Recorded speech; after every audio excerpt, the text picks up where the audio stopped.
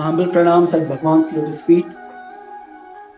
Dear brothers and sisters of the Sai K Sangh family, I'm very grateful first to be given this opportunity to be present in this group, to narrate my experiences and to share the lessons that I learned from those experiences.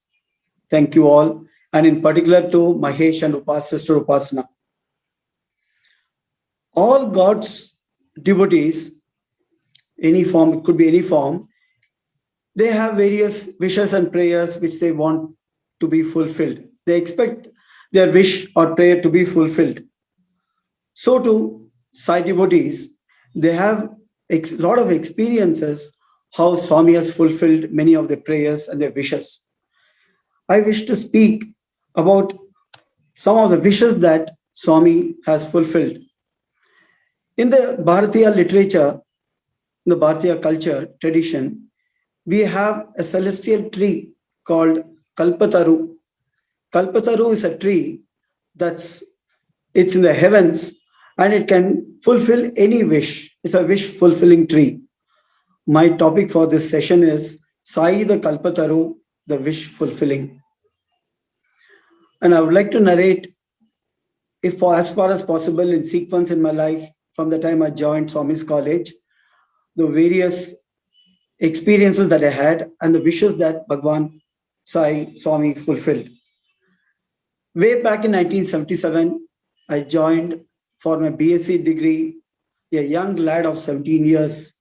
Young lads and wishes also must be young, maybe spiritually, maybe physically, socially.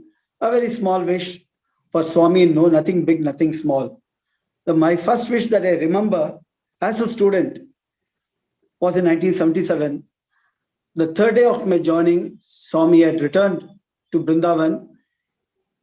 We were standing for darshan inside the gate.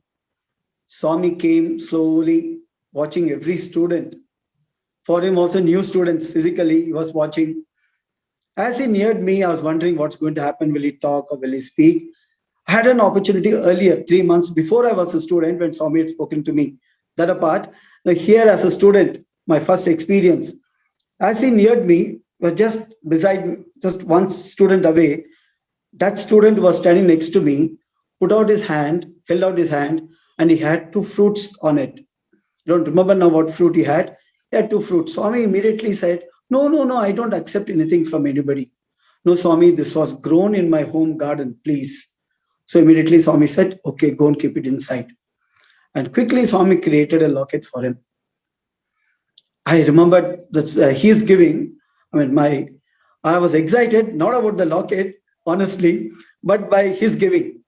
So I came back. My parents were in Bangalore, nearby, about 20 kilometers, 15 kilometers away. They had come for darshan. I told my mother, see, this is what happened. You also make something and get. Of course, we didn't have a garden in our home, but my mother had a kitchen. I told her, you make something in the kitchen and get. 2-3 days later, she came. She brought a small box of coconut burfis. Coconut burfis, sweet cake made of coconut and milk. Sweet. I looked at her aghast. I said, don't you know Swami doesn't eat cakes? Swami doesn't eat sweets. She said, I don't know, it didn't strike her or what, I don't know. But she covered up, said, no, I brought it, Swami will accept it. I said, what are you talking? She said, no, you know how mothers are. I had to bend down finally, an obedient son. So I took it from her.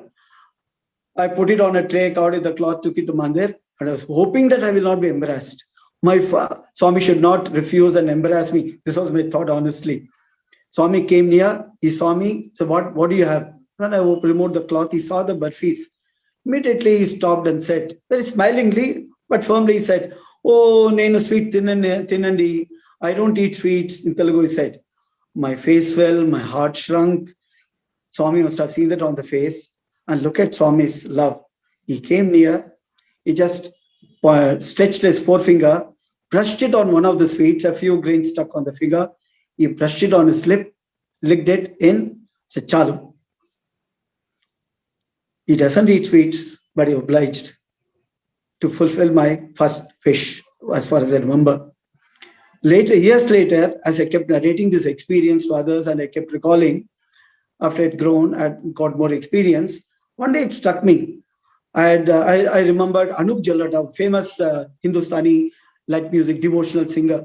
Anup Jalota's song, Prabal Prem Ke Pale Pal Kar Prabhu Ko Niyam Badalte Dekha. That means I've seen that out of sheer love, extreme love, God breaks his own rules. Even if his own, the next lines go, even if his own reputation goes, he suffers, he doesn't mind. To protect his devotee's reputation, to make him happy, he breaks his own rules. I remembered that. That was my first wish.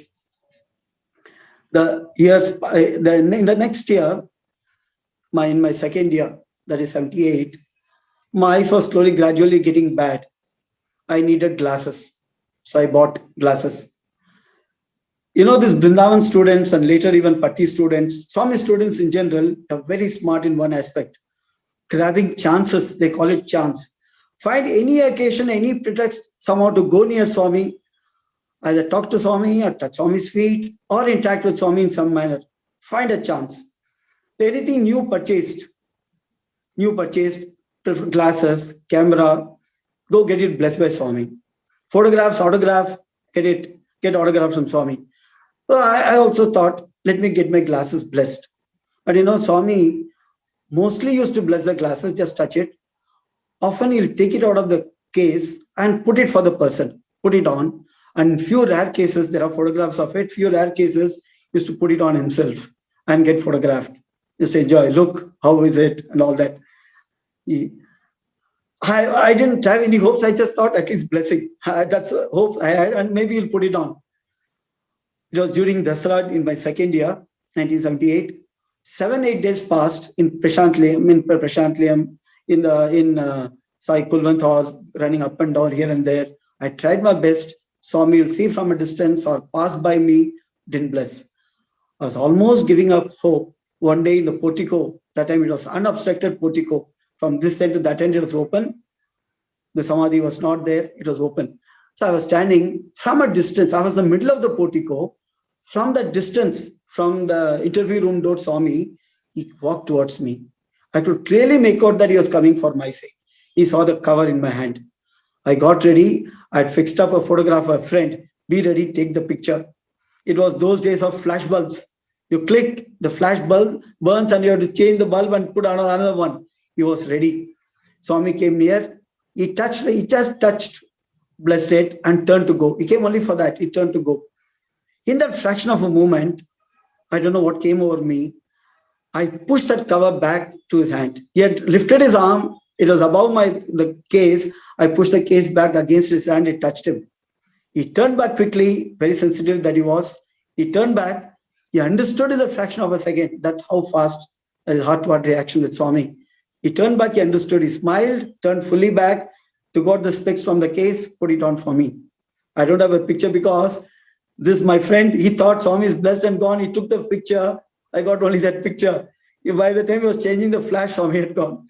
But anyway, in that flash of a second, Swami fulfilled my second wish. A small one, no doubt, but it made me very happy that time. That came the third year. I'm narrating only one per year. My experiences were scanty, to be honest, during that time. Nice ones, but isolated incidents like events like this. Came the third year. That time there was no Prashantilayam, no institute. It was Sri Satyasai Art, Science and Commerce College in Bangalore, that is Brindavan. It was affiliated to the Bangalore University, the government university. So after BSc, we had to leave. But then there was an out. That is, Swami used to select from each batch of outgoing batch. He used to select a few students, either we ask or he'll select on his own. He'll answer prayers. He'll select a bunch of students, 5 to 10, sometimes 12. They could stay in the hostel in a room, but go to Bangalore city for the classes. There was a campus in the main city, 12 kilometers away. There was a main campus, Jnana Bharati, which was 25 kilometers away. We used to leave early morning, 7 or 8, between 7 and 8, come back by 7 or 8 p.m. The entire day we'll be away. Only for the night we come and stay, eat dinner and sleep. Then on Sundays or holidays, we'll enjoy Swami's darshan. When our Swami used to be in Vrindavan. In those days, 8 to 9 months, Swami used to be in Vrindavan. In my first 5 years, Swami used to be in Vrindavan. It was a prayer that you will begin in the third year or even earlier. I started praying in my first year. By the end of first year, I started praying, Swami, I should be a teacher in this institute, in your college. Do post-graduation, that was automatic desire that Swami had to fulfill if he had to make me a teacher. Came the third year, the season for asking Swami will start only after the exams during the vacation. I hope you don't mind my using such casual language, the season. But before the examinations began, that was in April, on March 31st, our warden called 5 of us, myself and 4 others and myself. He told, Swami is coming to hostel. He wants to give some gift to all 5 of you. Be ready, have a garland. Those days we could give garland, we could put garland for Swami. We were ready with shiny clothes. We sat in the front. Swami came. He created vibhuti and gave. We accepted garlands from each one of us. He spoke to the students in general in the hostel. And then towards the end, he said, towards the middle, he said, these 5 boys, they've been following the discipline. They've been good. So if they wish to pursue their higher studies, we are ready to allow them to stay in the hostel. I mean, without our asking, he fulfilled a wish of ours. I'm sure there were slowly, after 5 became 6, 7, 8, 9, 10, became 12 over the next few days. So in this manner, even without asking, Swami fulfilled another wish of staying in the hostel, staying with Swami, continue to stay with Swami. Then the next phase, having been cleared for continuing post-graduation, what subject? As a BSc MPC student, I had 3 choices, maths, physics, chemistry, but I had the best marks in mathematics. Someone suggested, why don't you apply for statistics? Just like that, I also applied for that also. So I applied for 4. So Swami, during the summer, Swami would say, okay, you do chemistry, you do Sanskrit, and so on. He'll tell various subjects. He didn't tell me during these 2 months. I didn't go for vacation. It was a tradition. Many boys will not go home. They will stay on for the vacation. It used to be like this. The exams will get over. The vacation starts. They say the next day, vacation starts. Swami will start after 1 or 2 days.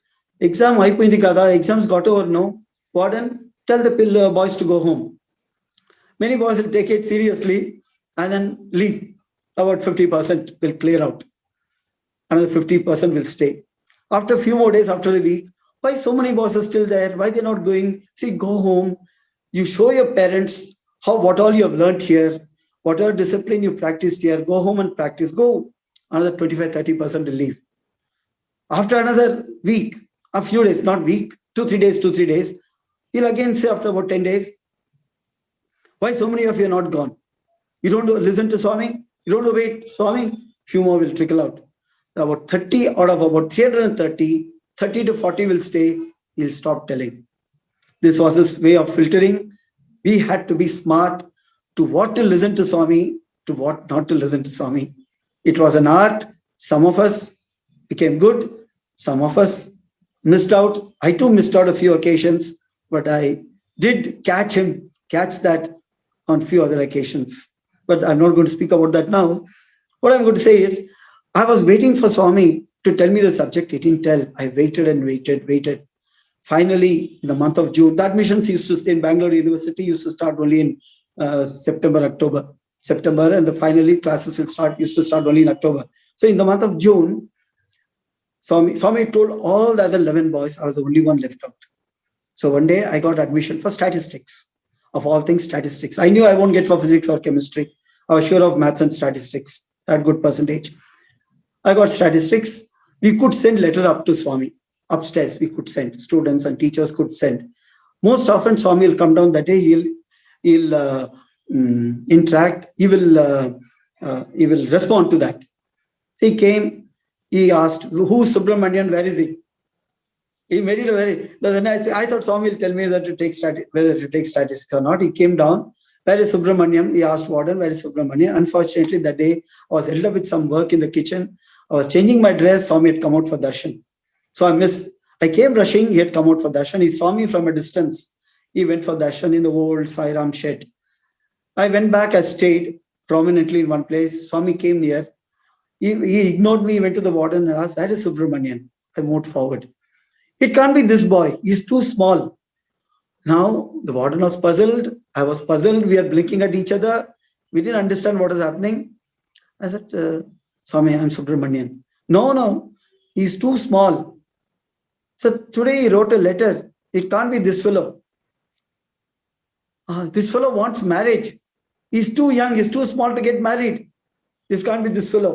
So it was nice fun. They laughed. We all laughed. Everyone had a good laugh. Then he said, "See, statistics is a very good job. Take statistics. Then you'll become a big officer. You'll get a very good job. You'll get a lot of money." I kept listening. "You'll go outside." He mentioned that word. "You'll go outside." And at that moment, I caught his feet and said, "I don't want to go outside." He became ultra serious now. And he said, "If you want to listen to Swami, take mathematics." I did namaskar again.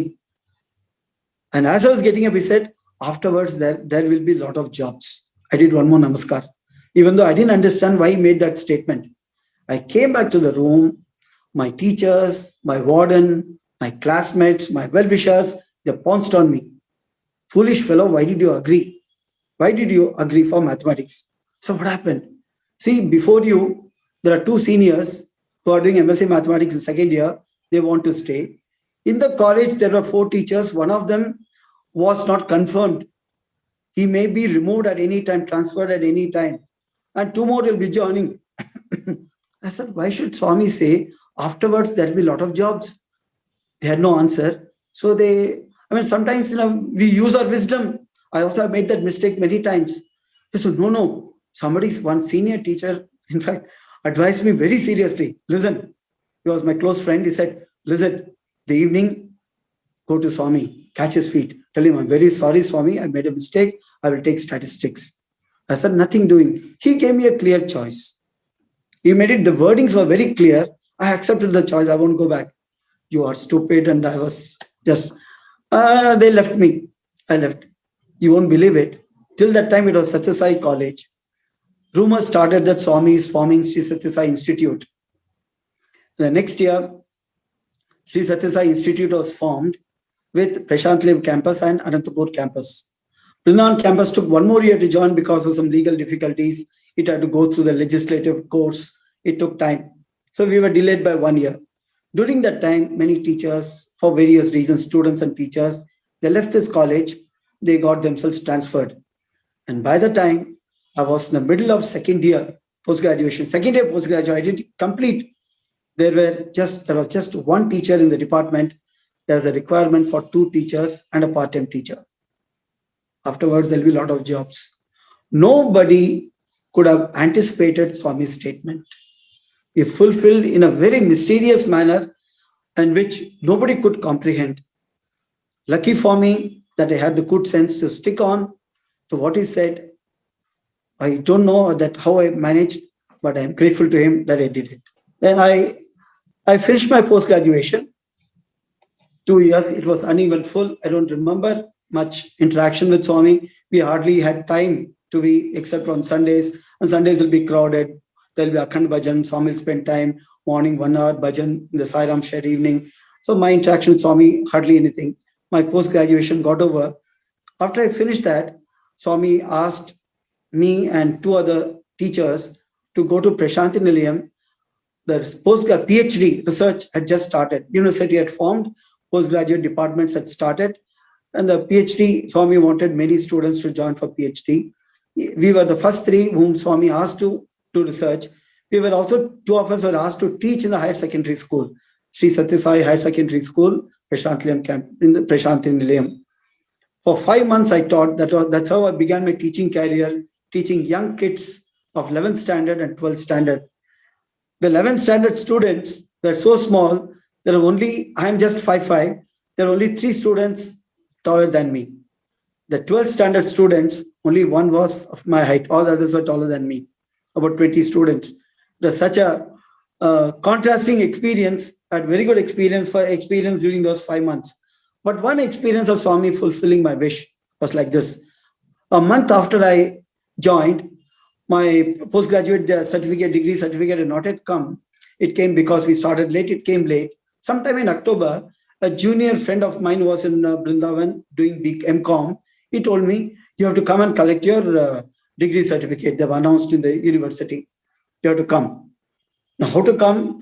When we stay in Swami's hostel, when we stay in Swami's organization in Prashant Lema Brindavan, you must take Swami's permission. That's a procedure. You must take Swami's permission. You write a letter. Swami will ask why, and then you tell Swami, take namaskar.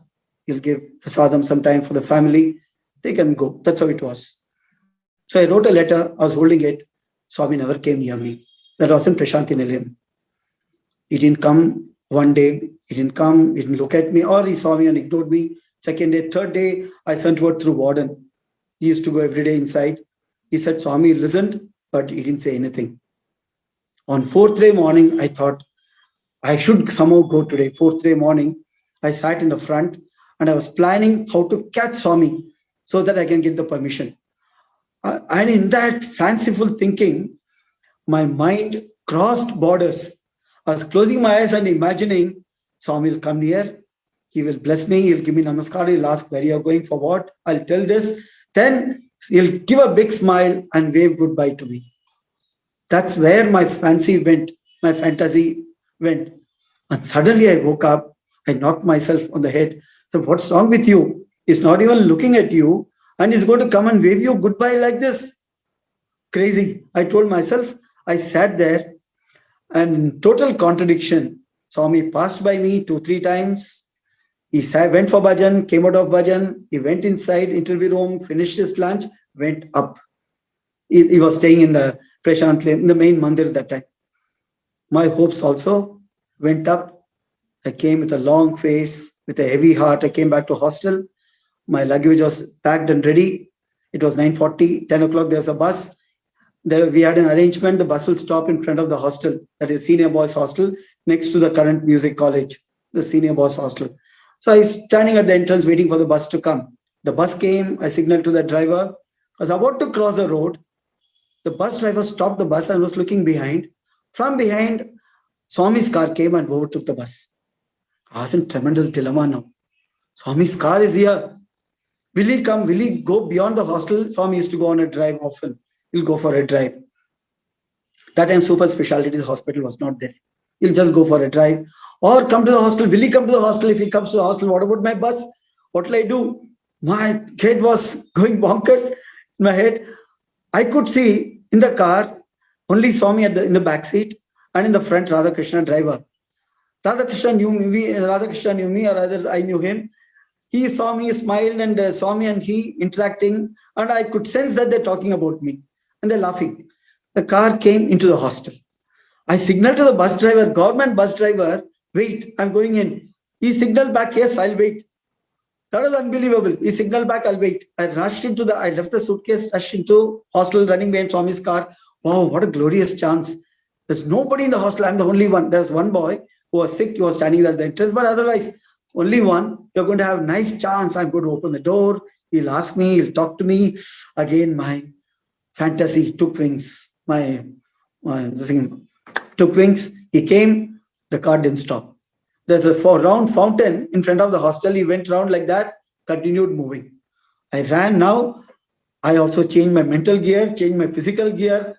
I overtook the car, reached the entrance, and I could see Radhakrishna and Swami laughing at me, at my predicament, the way I was running up and down. I stood at the entrance. I thought, at least I'll have one more glimpse of Swami, whichever way he turns. You won't believe it. Swami's car turned towards Prashantilayam. And just at the moment of turning at the gate, just at the moment of turning, Swami turned towards me. What I'd imagined in Mandir, the same beautiful smile and the arm waving, he waved goodbye to me and went back to Mandir. Did he come all the way only to wave goodbye to fulfill my wish? I don't know, but I prefer to think like that. But anyway, he fulfilled my wish. I was lost in that reverie. I was broken out. The bus driver honking, come on, come on. He was still waiting. He waited. I got into the bus. I don't know how I spent the next 5 hours in the bus. I was floating in joy. That was a nice experience during during that 5 months. In 1983, Swami asked me to start teaching in Brindavan College. From 83 December till August 2021, 37 years of wonderful time teaching Swami students. Many say Swami's teachers are great. Mahesh also expressed so many nice sentiments. I would counter him by saying Swami's students are also great. I would like to say that Swami's teachers, if they are great, it's because of Swami's students. The wonderful reaction that we get, the wonderful cooperation we get from them, we could make them do anything, any hard work, they will be ready.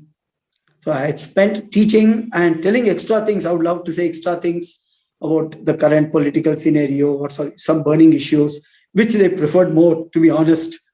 Even though I was not a bad teacher, they preferred those extra things more than my mathematics. And one particular thing they used to really pester me, sir, tell us experiences, tell us your Swami's experiences. I had to confess and say, I don't have many experiences, 4, 5 in my 6, 7 years. They won't believe me. Sir, you're lying, sir. You're hiding, sir. Because typical of many devotees, many devotees with lots of experience, they won't tell. And those who don't have experience also, they can't tell. Now, I was in the second category. How do I convince them? They were not convinced. Out of sheer desperation, I started praying to Swami. Really, I prayed, Swami, give me some experiences so that I can tell in the class. That's how desperate I was. And Swami fulfilled that wish also. Experiences started flowing after that. Many experiences came in my way. Now, my father, meantime, had retired. He was staying near Vrindavan, but he wanted to get into Swami's place. He wanted to work in some manner, serve in some manner. Because of his defense background, accounts background, he thought he could serve in the institute administrative office. So one fine day, he went to Prashantlayam.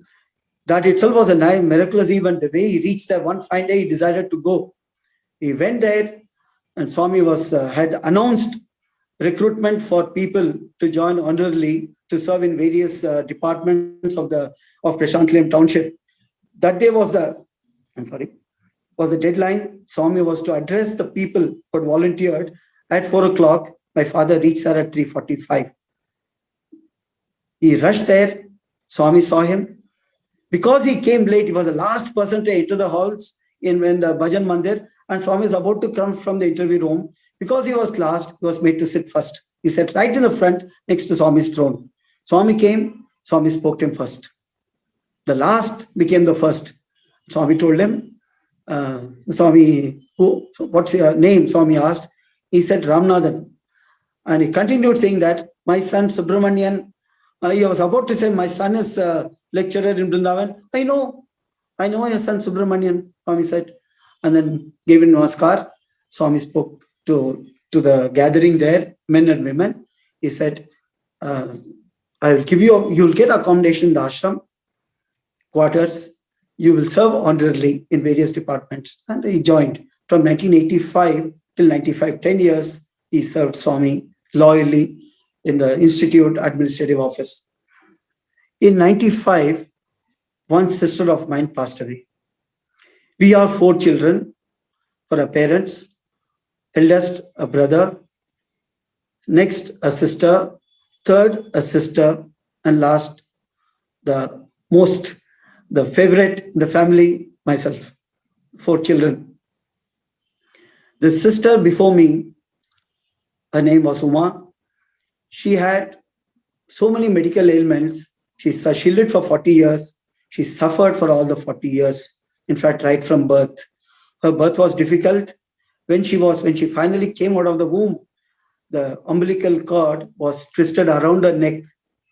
And even in the womb, it was like that. The doctor said, survival is difficult. She survived, but there was extensive brain damage. She was like a child all through her life. Mentally, her mental age was that of a 3-year-old child, but physically she grew to a normal girl. But mentally she was I wouldn't like to call her retarded because she was not. Even though she didn't know the difference between a 10 paisa and a rupee, or she didn't know what a 10 rupee note was, she had no worldly wisdom, but she had intense bhakti. Somehow she picked up in her own broken language in Tamil. She used to utter so many stotras. She knew them by heart. She used to write Om Sairam untiringly. She had finished dozens of notebooks. She will read Swami's books. And she was my moral conscience keeper to my great misfortune. Amma, he is doing that. He touched that. He didn't have bath. He didn't keep that properly. And it took me many years after I grew up to appreciate her and even revere her after that. She was like a saint in the family, which Swami himself acknowledged. I'll come to that point now. After 40 years of suffering, in the last 15 years, she suffered intense epileptic attacks. There were some attacks which came even during darshan time. But my mother had a terrible time controlling her. Swami saw her going through the fit. Swami had seen that. Those are nice episodes, different episodes which my mother experienced. Finally, after 3 months of intense suffering and more suffering the last 15 days, she passed away on February 30th. February 1st, she passed away. February 1st, she passed away. I got the message. I rushed to Parthi. I first went for darshan. It was 8 o'clock. When I reached, I went inside. Swami came to me. Why are you here? Kind of thing. When a teacher goes from Vrindavan, the first question Swami used to ask was, he'll come seriously, even though officially he would have known. He'll first ask, why did you come? Yes, we'll tell the reason. He'll be satisfied because it will definitely be legitimate. The second question, when are you going? He was so particular that the teachers of Vrindavan, particularly the hostel teachers, spent all the time with the students that they did not move around for their personal things. And we also understood that we lived like that. We lived for that. So he asked, why did you come? Swami, like that, sister. Swami expressed sympathy. He said, don't worry, I'll make all the arrangements. It's a procedure in the ashram, Prashant Nilayam, that if any resident passes away or resident's family member passes away, the ashram will take care of all the cremation arrangements and also the accommodation for any number of relatives who come, their food, the hospitality, everything will be taken care of. There's a very nice practice in Prashant Nilayam. It just takes effect the moment somebody passes away, it falls into place. Swami turned to the secretary of the township who was beside Swami, said, do all the arrangements. And Swami told me, go finish the creation and come. I made bold to see that was a very sensitive point I had. I had informed my brother who was in a place 500 kilometers away, it would take 6 to 8 hours to come. I had informed him early morning at about 6 o'clock. Still, he would reach only by 12 o'clock. I expected him to come by around 12, between 12 and 2 in the afternoon. I told Swami, my brother has to come. He is there. My sister had already come. Brother is yet to come. Swami paused and said, okay, we'll have it in the evening. There is another procedure which I've heard this, that if any death takes place, the cremation will take place as soon as possible. And definitely by the evening, before the evening. Of course, that time there was only general hospital. There were no storage facilities. There's a very small cement box for keeping one single body. Super specialty hospital was not there. That may not be the only reason Swami did not want to be kept for the next day. There were instances where the relatives could not come, but the volunteers and other elders there had performed the cremation. All that. So that's how it was. So evening came, they were sat for that. Brother did not turn up. 4 o'clock, I was sitting for darshan. Swami, first thing, when he came out for darshan, he asked, brother came, Anna Uchada. No, Swami. No phone call that time, 80s it was, 95, no mobile, nothing. I had no idea what was happening. Bhajan's darshan over, Bhajan got over. Just before going back to his room, Swami came again, asked me, did your brother come? Swami has not come, what to do? It was 6 o'clock that time. Swami said, you go, take the body, go to Chitravati. The pyre was already set up. You go there, you take the body, but you stay at the Ganesha gate. He said, stay at the Ganesha gate. Listen to the micro planning which Swami did. You stay at the Ganesha gate. As soon as the brother comes, don't waste time taking him inside the ashram. Take him directly to Chitravati. Finish it tonight. So went back, finished all the rituals, small rituals in the hospital backyard. We're about to lift the body. We tied it to the pyre, and we're about to lift it to the pyre. A phone call comes through the intercom from Chiranjeev Rao Garu, the secretary of the township. Swami's message: do not have now, have it in the morning. And that's it. Swami has said no clarification required. So we immediately had to untie, put it back. Now once problem was how to store the body. Some colleagues came forward. They said, "You don't worry about it. We'll take care of it." They ran around the nearby towns, got ice slabs. I didn't know about what they did. Then only after 10 days, I knew what they did. Meantime, the funeral pyre that was set up, firewood that was stored. Afterwards, I came to know 3 ashram workers came and told me, "Sir, if you had left it like that, the Chitradi bank, people would have stolen it." So we sat all night there. There were all these jackals howling around us. So we sat there saying, "Sai Ram, Sai Ram." We sat all night. We just had one tube light from a distance, which we had arranged from a nearby house. All these things were being taken care of, going around me. I had no idea. And I just sat in the house waiting for my brother to come. He turned up at 9. He had his own story to narrate. The car broke down, another car, then broke down on the way. This problem, some children got added. They had to stop on the way, rest, food. He said, "I did not touch a drop of water," my brother said. "I had only one desire, one wish. Swami, I want to have the glimpse of this girl." My brother is usually very affectionate. He's very affectionate to all the family members.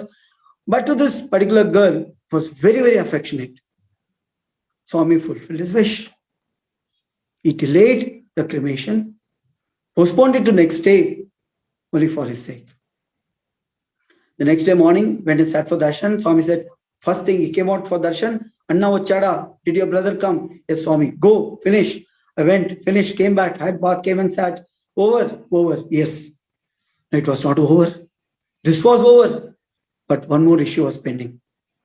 That is, the day I left, I was actually leaving for Parthi before I got the call with a taxi to pick up my parents and my sister to go to my native brother's place, his daughter's marriage. Was there 8 days later. It was planned many months back. I had taken permission from Swami much earlier. I had applied leave. I was leaving that morning. Instead of going for picking up, I went for my sister's thing. That's how it turned out. Now, what do we do? The next phase, what about the marriage? We are sitting and discussing, enjoying the prasadam which Swami is sending. We decided we will not cry because Swami is sending prasadam 4 times a day. We are eating with sweets. The instruction was, you must eat sweet. Be happy. You should be happy because death is not unpleasant. This was a message that was conveyed. So the canteen person who brought, he said, particularly you have to eat the sweet. All the 4 sessions, breakfast, lunch, tea and dinner. Swami, now we have to, what to do, how to solve this problem of marriage. You know, today Indian families and traditional families, if a death occurs, a marriage is stopped. We may not, even the match might be broken. The engagement was over 6 months back. But anything can happen. These are the ways, our community's ways. We are wondering what to do. Finally, my brother said, let's ask Swami. Everyone said in the family, my parents and my brother, you ask Swami. They put it on my head. How to ask about marriage? Normally, we teachers, we keep, even family matters also. We don't. Some matters you can't ask. Anyway, I made bold. I said, Swami, I sat next day for darshan. Swami came. What happened? Swami, we want to talk to you. We all want to talk to you. Imagine asking for interview like that. I can't ask Swami, give us interview. We want to talk to you. And, often we plan something and go to Swami, see, this is what I want to ask. And if Swami tells like this, we'll respond like this. We plan and go. We plan a sequence and go. And Swami has a habit of breaking the entire sequence, throwing something. And that's what happened. He said, I also want to talk to you. I had no response to that. Then I continued. I said, Swami, we want to talk about marriage. I also want to speak about marriage. How lovely. Went back, rushed back. I said, Swami wants to speak about marriage. He has revealed that he's aware of a problem. Very good. But Swami said, after 3 days, not now. So he sat for 3 days, speaking about Swami's experiences, about Swami going for darshan, coming back. Fourth day, he called us for interview. Out of 8 days, 4 days gone. 8 days for marriage preparation, 3 days gone. Fourth day, he called us for interview. We went in, Swami called us inside. He spoke about this and that and this, nothing about marriage. My brother is getting impatient, sitting behind me, getting impatient. After about 10 minutes, I have no idea how much time passed. After about 10 minutes, Swami stopped. He relaxed, sat back, as if there's nothing more to talk. What topic kind of thing? Tell me what you want me to say kind of thing. Look, then my brother said, Swami, what about marriage? Swami said, what marriage? Whose marriage? My brother got slightly irritated in his worry, tension. I think we should excuse him. So, Swami, my daughter's marriage. He said, no. I am thinking of some other marriage, somebody else's marriage. He looked down. I was seated at his feet. He had made me sit at his feet, close to him. He said, I am thinking about this fellow's marriage. Everyone laughed. The tension relaxed. The tension eased. All were happy, including my brother. He immediately created a ring, put it on my finger. It's not there now. There's another story behind it, how it disappeared. Many events happened. The thin golden ring with 3 diamonds. He said, today, as he put it on, even there was a drama there. He put it on this finger, it didn't go in. Oh, tight. He put it on here, it didn't go in. Here also tight. Then put it on here, it went in. Then he said, as he was putting it on, he said, this is engagement, marriage in June. Didn't know what that meant, marriage in June. And he became serious now. He told my brother, go ahead with the marriage. Swami, what if they ask? We cannot tell lies. Don't tell lies. But so what if they ask? If they ask, tell the truth.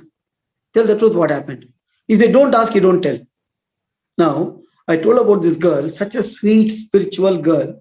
Anybody who would come, a stranger would come, become friends with us. They'll remember the girl so much that next time when they come to the house, they'll first ask, where is Uma? In fact, we had a doctor friend. Uma, where are you? Some of you might have heard about Dr. Shankar Barua from Assam State President. A very good friend of us. He loved this girl so much. Uma, how are you? She used to speak in Tamil, speak in English. Neither of them understood each other, but they were happy with each other. These people, when she went for the engagement 6 months earlier, everyone fell flat for her. They loved her. And during the 6 months of interaction, they used to keep asking about her. Now, how to hide this? They'll definitely miss her. But you won't believe it. The marriage party came 2 days earlier. Another 2 days passed. 4 days they were with us. 4 into 24 hours. Not one of those 15 ladies and gents, not one of them asked where this girl is. We didn't have to lie. We didn't have to do anything, make any effort. The marriage got over. One morning, fourth day, scheduled day. We thought flawlessly, but still, we thought we'll go and find out. My mother, my brother, myself, we went to the marriage, the elders there on the boys' side. Was there anything wrong? Did anything, or please tell us? They said 90% was flawless, 10% some things went wrong, which should have happened. They're very decent, in a very cultured, decent manner. They just pointed out what went wrong. Then my brother said that 10% went wrong because of this. When they heard that, then they woke up. They said, why didn't we think of this girl? Why we couldn't ask about this girl? What had happened? Why? How we forgot? And that tremendously impressed. And that is how Swami saved the marriage and Swami fulfilled my brother's wish. I will take 2 more minutes. Actually, my topic was something else, which I will share next time what my topic was.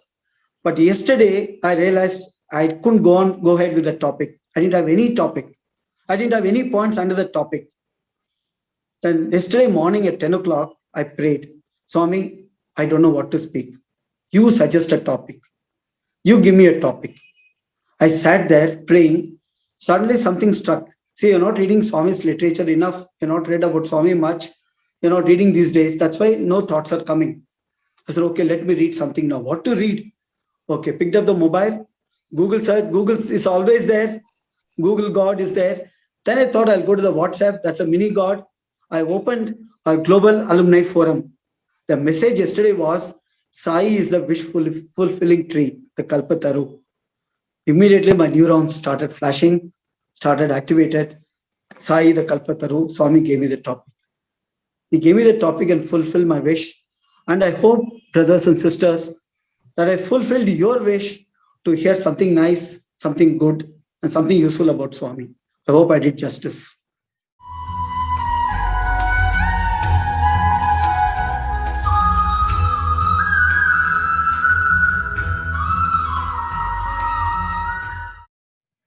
You ask a mother how she manages 1, 2, 3 kids, this, that, cleaning the house, this and that. You ask a person who holds, say, typically in the Western countries now, 2 to 3 jobs you hold to run the family.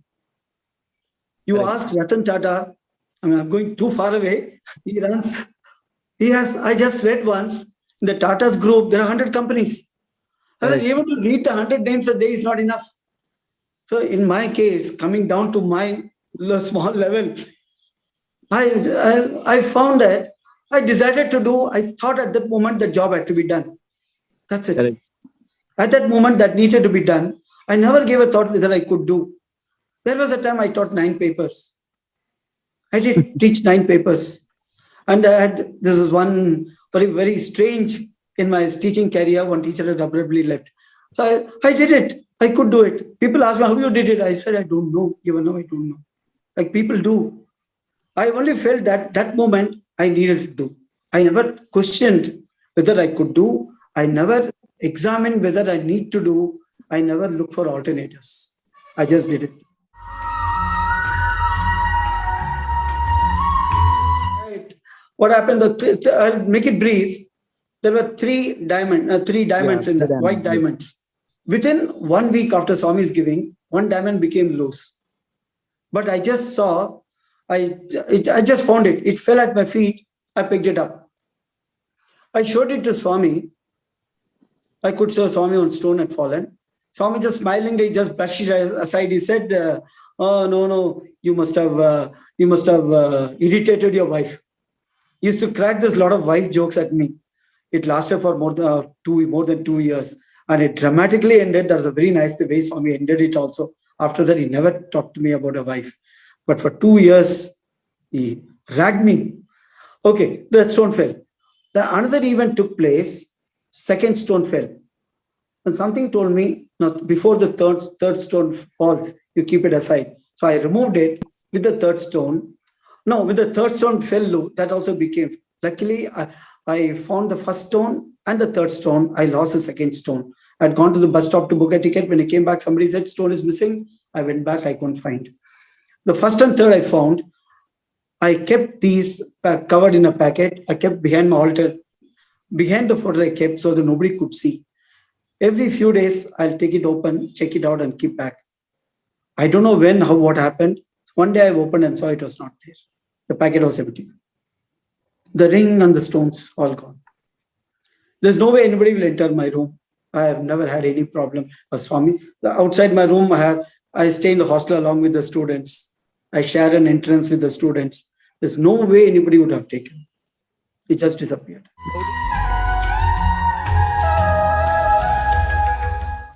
No, not in any June that I can remember. This is an unsolved problem, like there are about 20 unsolved problems in mathematics. This is one of the many unsolved problems in my life.